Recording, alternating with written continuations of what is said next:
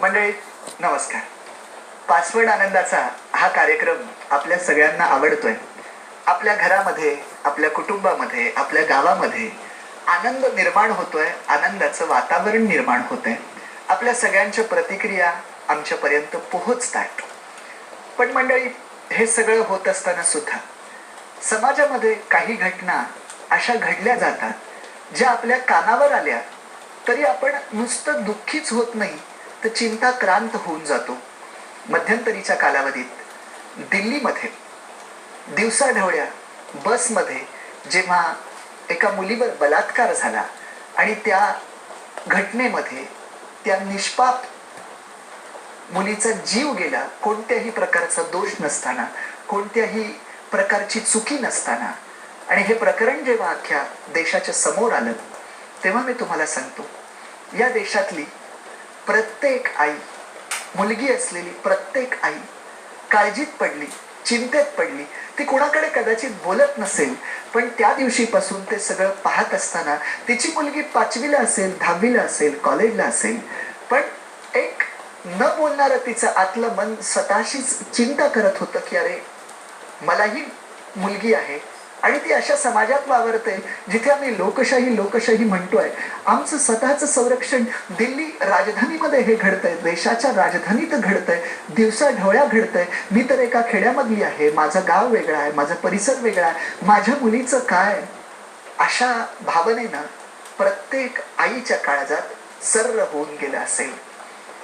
ज्याला ज्याला संवेदना आहेत, आईच कशाला, ज्याला ज्याला संवेदना आहेत त्या प्रत्येकाच्या मनामध्ये ते सगळं ऐकत असताना अस्वस्थता होती. मी जेव्हा ते सगळं ऐकत होतो तेव्हा मला शिवचरित्रातला रांजाचा पाटील आठवत होता की ज्या रांजाच्या पाटलानं गावातल्या एका स्त्रीच्या अब्रूला हात घातला. त्या स्त्रीनं कोरड्या विहिरीत उडी टाकून आत्महत्या केली आणि त्यानंतर शिवाजी राजांना जेव्हा हे कळतं तेव्हा राजे पाटलाच्या मुसक्या आवळून त्याला आणतात. पाटील मुजोर असतो, ऐकत नाही. तेव्हा त्या पाटलाचा एक हात एक पाय तोडला जातो. इतकं कडक शासन केलं जातं. कशासाठी? म्हातारी मेल्याचं दुःख नाही, पण काळ सोकावतो याचं दुःख आहे. आणि शिवाजी राजांनी रांजाच्या पाटलाला जी शिक्षा दिली त्यानंतर तुम्हाला सांगतो, मावळामध्ये परत स्त्रीच्या अब्रूला हात घालण्याचा प्रसंग घडला नाही. तेव्हा तर राजेशाही होती. मला आणि माझ्या समोर आज हे प्रश्न निर्माण होत आहेत की आज आम्हाला नाक्या नाक्यावर असे रांजाचे पाटील दिसतायत, दिवसाढवळ्या दिसतायत, पण दुर्दैव हे आहे की त्यांना शिक्षा करणारं प्रशासन, न्याय व्यवस्था आम्हाला आजूबाजूला कुठे दिसत नाही. त्यांनी आम्ही अस्वस्थ होतोय. न्याय व्यवस्था कशी नसावी हे सांगणारी एक कवीची फार सुंदर कविता आहे. त्या कवितेत त्या कवीनं असं म्हटलंय, 70 वर्षाच्या म्हातारीला कोर्टाच्या पायरीवर बसलेलं पाहून विचारलं, आजीबाई आज इथे काय आहे? त्यावर तिनं उत्तर दिलं, 17व्या वर्षी माझ्यावर बलात्कार झाला होता, त्या केसचा आज निकाल आहे. 32 न्यायाधीश, 20 वकील, 40 शिरस्तेदार बदलून गेले. निम्मे आरोपी मरून तर बाकीचे केव्हाच पळून गेले. कितीतरी बलात्कारित स्त्रिया मरून गेल्या, तरीही मी जिवंत आहे. हीच एक कमाल आहे. 17व्या वर्षी झालेल्या बलात्काराचा आज निकाल आहे. भगवान के घर देर है ही म्हण अजून बदलली नाही. न्यायदेवतेच्या डोळ्यावरची पट्टी जरा सुद्धा सरकली नाही. मोर्चे आंदोलने तेव्हाही झाली, नंतर कुणी सुद्धा फिरकलं नाही. तरीही वाटतं जीवनाची आज सकाळ आहे. 17व्या वर्षी झालेल्या बलात्काराचा आज निकाल आहे. शेवटचं कडवं, थरथर त्या हाताला हात देऊन म्हातारीला उभं केलं. निकाल ऐकण्यासाठी 4 भिंतींच्या आत नेलं. निकाल मात्र ऐकून म्हातारीचे पाय लटपटू लागले, कारण पुराव्या अभावी निम्मे आरोपी निर्दोष सुटले आणि ज्यांना झाली शिक्षा ते तर केव्हाच मरून गेले. 70 वर्षाच्या आयुष्याचा हा सारा निकाल आहे. आणि 17व्या वर्षी झालेल्या बलात्कारावर न्यायालयाचा हा अजून एक बलात्कार आहे.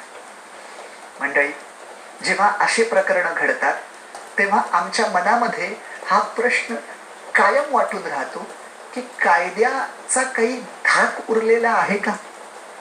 बरं, कायद्याचा धाक सोडा, पण निदान समाजाचा तरी काही धाक आहे का? तुम्ही कल्पना करा, अशा पद्धतीचं कृत्य करणारी 5-6 मुलं, 5-6 ते तरुण त्या बसमध्ये असतील. बाकीचे जे पाहणारे होते त्या पाहणाऱ्यांची संख्या नक्कीच त्या 5-6पेक्षा जास्त होती. पण एकाही शरीरातलं रक्त सळसळलं नाही. आम्हाला भीती सांगू कसली आहे? आम्हाला भीती दुर्जनांची नाहीये. आम्हाला भीती आहे सज्जनांच्या निष्क्रियतेची भीती आहे. आणि आज असंच होत आहे. राज्य आम्हाला आमचं वाटतंय का? देश आम्हाला आमचं वाटतोय का? आम्ही भारत माझा देश आहे आणि सारे भारतीय माझे बांधव आहेत हे शाळेत जाऊन प्रतिज्ञा रोज रोज म्हणायची, आणि बसमध्ये असं जेव्हा काही घडत असेल आणि त्या मुलीवर अत्याचार होत असेल तेव्हा ती मुलगी जर माझी बहीण वाटत नसेल तर त्या घेतलेल्या प्रतिज्ञेला आणि बोललेल्या प्रतिज्ञेला काय अर्थ आहे? राज्य माझं वाटलं पाहिजे. मला शिवचरित्रातला तो एक प्रसंग आठवतो. एक छोटा मुलगा असतो, त्यानं शिवाजी राजांना कधीच पाहिलेलं नसतं, पण त्याला शिवाजी राजांचं राज्य हे आपलं राज्य वाटत असतं. तो शेतामध्ये आई बाबा कुठेतरी घरी जातात आणि त्याला सांगतात की आम्ही येईपर्यंत तू हे शेत राखत बसलेला असतो. आणि तेवढ्यात त्याला बांधावरून घोड्यांच्या टापांचा आवाज येतो आणि त्याला कळतं की अरे, हे घोडे राजांच्या किल्ल्याकडे चाललेत, जणू रायगडाकडे चाललेत. म्हणजे शिवाजी राजांवर हे आक्रमण करून चाललेत. म्हणून ते 8 वर्षाचं पोरग त्या शेताच्या बांधावर आडवं होतं आणि त्या समोरच्या घोड्यावर बसलेल्या त्या दाढीवाल्या माणसाकडे पाहून म्हणतं, खबरदार जर टाच मारून जाल पुढे, चिंदड्या उडवीन राई राई वड्या. त्याला याची कल्पना नसते की ज्या राजांच्या किल्ल्याचं आपण रक्षण करतोय म्हणून आडवे झालो, पण समोर साक्षात घोड्यावर जे बसलेले आहेत तेच शिवाजीराजे आहेत. त्यांना शिवाजीराजे पाहिलेले नसतात, पण तरी सुद्धा त्याला त्यांचं राज्य हे आपलं वाटत असतं. मला म्हणायचंय, राजांच्या काळात 8 वर्षाचा मुलगा स्वतःच्या जीवाची बाजी लावून हे करू शकतो, तर त्या बसमध्ये 18 वर्षाचे, 28 वर्षाचे, 38 वर्षाचे तरुण नव्हते? जेव्हा जेव्हा समाजात काही वाईट घडतं तेव्हा काय फक्त शिवजयंतीलाच शिवाजी महाराज की जय असं म्हणून बेंबीच्या देठापासून ओरडायचं आणि रक्त सळसळवायचं? त्याला काही अर्थ नाही. आम्हाला जर खरा अभिमान वाटत असेल तेव्हा समाजात जेव्हा काही वाईट घडेल तेव्हा त्याचा विरोध करायला पहिला हात आमचा पुढे गेला पाहिजे. एक समूहाची मानसिकता असते. प्रत्येक जण काय विचार करत असतो की अरे, एवढी लोक सगळी पाहत आहेत, मग ते जर काही करत नाही तर मी एकटाच कशाला जाऊ, असं प्रत्येक जण विचार करत असतो. मला म्हणायचंय, मी कशाला जाऊ यापेक्षा तो एक म्हणून तुम्ही जर गेलात तर आजही सज्जनत्व बाकी आहे. आजही लोकांच्या मनामध्ये संवेदना बाकी आहे. तुम्ही एक जर पुढे गेलात तर तुमच्या मदतीला बाकीचे 10 हात आपोआप तयार होतील, आणि आज ते होणं गरजेचं आहे. कारण जरी कायद्याचा धाक राहिला नसला तर समाजाचा धाक निदान उरला पाहिजे. म्हणजे जेव्हा कुठला वाईट माणूस, दुर्जन जेव्हा वाईट काम करायला जाईल तेव्हा त्याच्या पुढे कायद्याची भीती नंतर असेल, पण त्याला आधी हे वाटत राहील की अरे, आजूबाजूचे जे बघणारे आहेत त्यांची संख्या जास्त आहे आणि ते विरोध करतील. हा धाक जेव्हा निर्माण होईल तेव्हा समाजातल्या वाईट कृती कमी व्हायला लागतील. आणि मला म्हणायचं, आता मेणबत्ती पेटवायचं बंद करावं. सगळं घडून जातं आणि मग आम्ही काय करतो तर आम्ही मोर्चे काढतो, आंदोलन करतो, मेणबत्त्या पेटवतो, पुन्हा पेपरात आमचेच फोटो छापून येतात. आता बाद झालंय, मेणबत्त्या किती दिवस आम्ही पेटवणार आहोत, किती दिवस निषेधाच्या फक्त करणार? ही जी प्रक्रिया आहे ना, ही सगळी प्रक्रिया सुधारली पाहिजे हो. केवळ फक्त एखाद्या मुलीवर बलात्कार झाला आणि मग आम्ही जागृत झालो. अरे, पण तुम्ही कधी हा विचार केलात का, हे बलात्कार करणारे जे आहेत ते याच समाजातून निर्माण झालेत ना, ते आपोआप आले नाहीत. एखादा जेव्हा देव माणूस समाजामध्ये होतो तेव्हा तो एका दिवसात होत नसतो. अनेक चांगल्या संस्कारांच्या सहवासात तो येतो आणि त्याचा देव माणूस होतो. तसं एखादा जेव्हा असा राक्षस होतो तेव्हा तो एका दिवसात होत नसतो. अनेक गोष्टी घडत असतात आणि अनेक वाईट संस्कार होत आणि मग तो त्या राक्षसी अवस्थेपर्यंत गेलेला असतो. आज आम्ही चित्रपटांतनं काय पाहतोय? तुम्ही जर कधी हा विचार केलात तर इथला मुलगा लहानपणापासून एक खून आणि एक बलात्कार पाहतोच चित्रपटामध्ये. तो जर रोज पाहत असेल तर तर तो वर्षाला 360 खून आणि 360 बलात्कार पाहिलो. राजा हरिश्चंद्रासारखं नाटक बघून महात्मा गांधी आयुष्यभर सत्य राहण्याचं जर ठरवत असतील तर या चित्रपटांचा परिणाम हा होणारच ना. तुम्ही नाही म्हणून कसं चालेल? हा परिणाम होतच असतो.